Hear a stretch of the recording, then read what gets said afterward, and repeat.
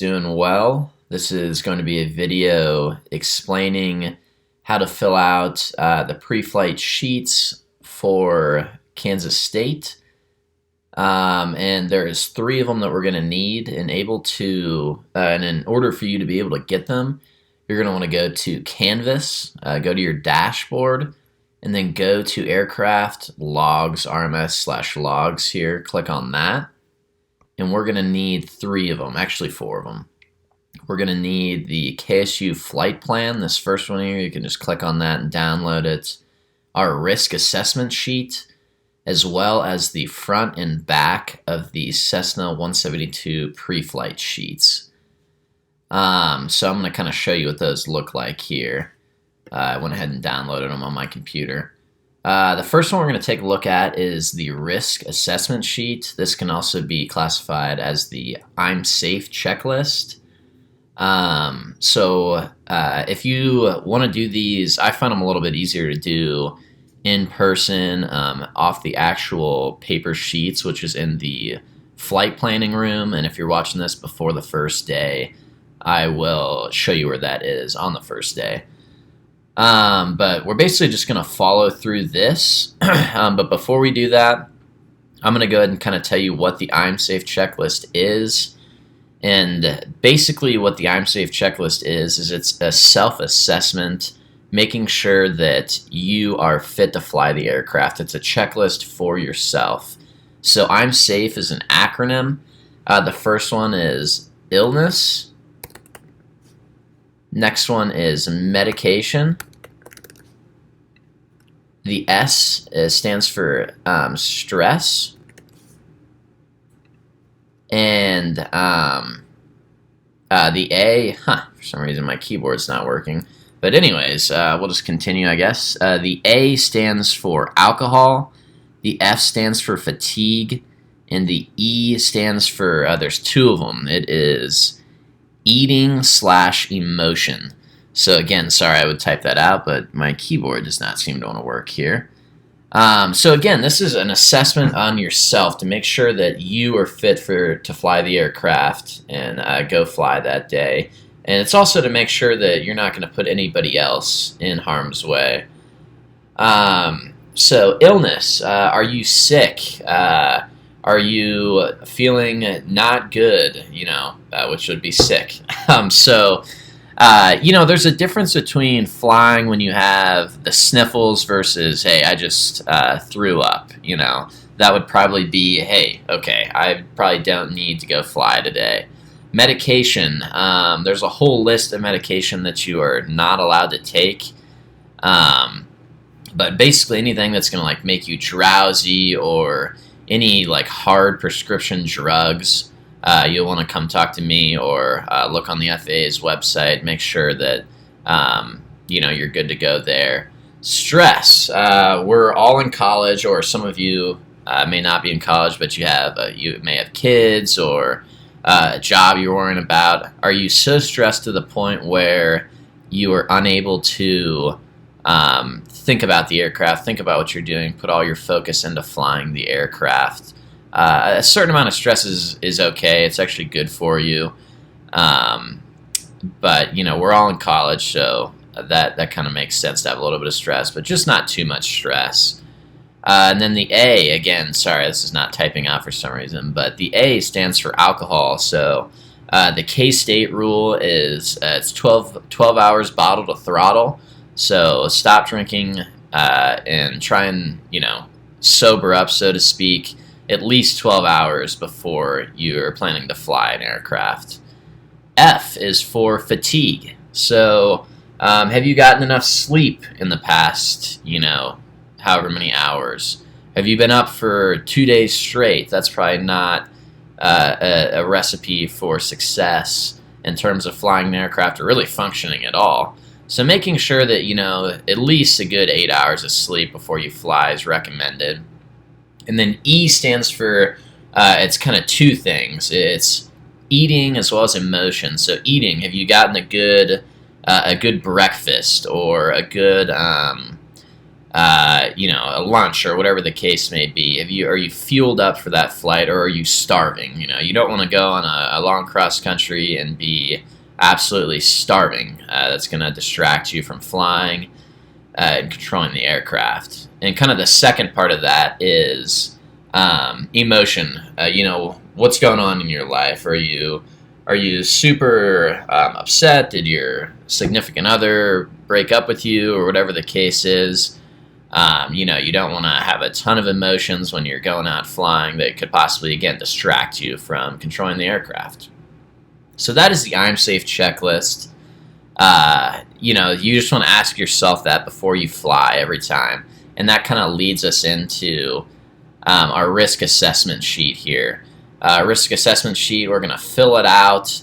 And if we're above a certain number, we kind of want to probably rethink our decision to fly that day. If it's a super high number, you can see each category is listed with a certain number. The higher the number, the more likely it is for you to have possibly an accident. So we fill this out as well, and again, you can see the I'm Safe checklist down here. So when we fill this out, we put the date up here. Are we flying VFR, IFR? Are we flying in visual flight rules or instrument flight rules? In your case, if you're one of my private pilot students, this should always be VFR. We're not going to go fly in IFR. Dual or solo. So whenever you're flying with me or another instructor, you'll put yes, you'll circle yes. Or if you're flying solo, you'll put no. And as you can see, as we circle these, we go and we'll put like a 1 here. So we'll just say, yes, it's VFR. Yes, you're flying with me or another instructor. Daytime or nighttime, we'll just say we're flying at night, or we're flying at day. So we'll put another 1 there. And then what rating are you? So again, if you're one of my private students, you're going to put a 5 here because you are a student pilot. This, you might get confused. Well, aren't I working on private pilot? You are, but this is assuming you already have your private pilot certificate. Here we go back to the sleep again, the rest period. I always like to see this 8 hours or more circle right here. That always makes me feel comfortable with you that, hey, he or she is good to go in terms of rest. So put a 1 there. Visibility. So we'll kind of, listen to our weather, and I'll kind of explain that a little bit more in a later lesson. But to fly VFR, we need to have 3 statute miles visibility with 1,000-foot ceilings at least. So let's just say it's a beautiful day, clear in a million. We'll go ahead and put a 1 there for greater than 10 statute miles. And ceilings, we'll just say there's not a cloud in the sky, so we'll go ahead and put a 1 there as well. And again, check your weather before, and I'll explain how to do that in another video. But let's just say, again, it's a clear in a million day, beautiful day out. Wind. This is talking about your crosswind component. Once again, I'll kind of go over that in our another weather video, but crosswind component, I want to see, preferably would be great, is a 2 right here. So 0 to 10 knots crosswind. That's assuming that you don't have a direct crosswind, or a direct headwind when you're taking off, so the wind is coming at you from one of the sides. So we'll just go ahead and put a 2 there, assuming just a beautiful day again. Forecasted crosswind, so what is it predicting to be later in the day? Again, for this example, we're just going to say it's a beautiful day. We'll go 2 again. Weather deteriorating, again, beautiful day, but we would want to check that in our pre-flight planning, assuming that we're going to be gone for a little while, and we'll double check on that. So again, beautiful day, we're just going to click no, it's not deteriorating, which is correlates with a 1. Airport familiarity, whenever you're flying at the Salina Airport, and once we get a couple flights under our belt, you should be somewhat familiar with the airport. So we'll go ahead and put a 1 there. Then the next one, number of flight hours. So probably your whole training is going to be less than 50 hours. It might be, anywhere from 50 to 60 hours, but we're just going to assume that at least for the first, at least half of our training here, that you're going to be at a under 50, which is 5 here. So once we're done with that, we can just kind of add them all up. So we have 3 right here, 5, 6, 7, 8, 9.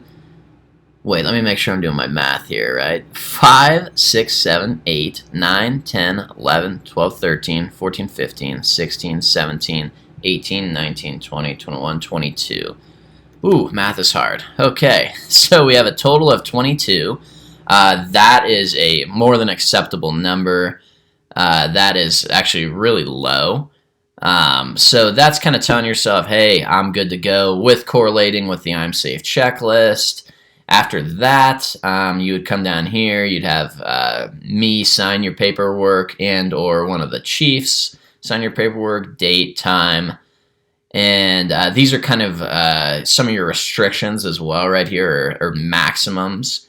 Surface winds for you, you're going to be only looking at this student pilot one right here. 15 knot surface winds, 5 knot gust spread. So a gust spread is talking about, sometimes on the weather, it'll say 15 knots dash 20 knots. And that is a gust. So there's a 5 gust difference, or 5 wind speed difference there. It's changing in between those two speeds. That's what a gust spread is. So you can't have bigger than a 5 knot gust spread. And maximum crosswind is 10 knots. So you just kind of want to look at those things before you go. And I'll double check before you go as well. But that is how you fill this out. And again, I'll kind of show you how to do the weather portion. But that is how you fill out the risk assessment sheet, and also go over the I'm Safe checklist before you fly.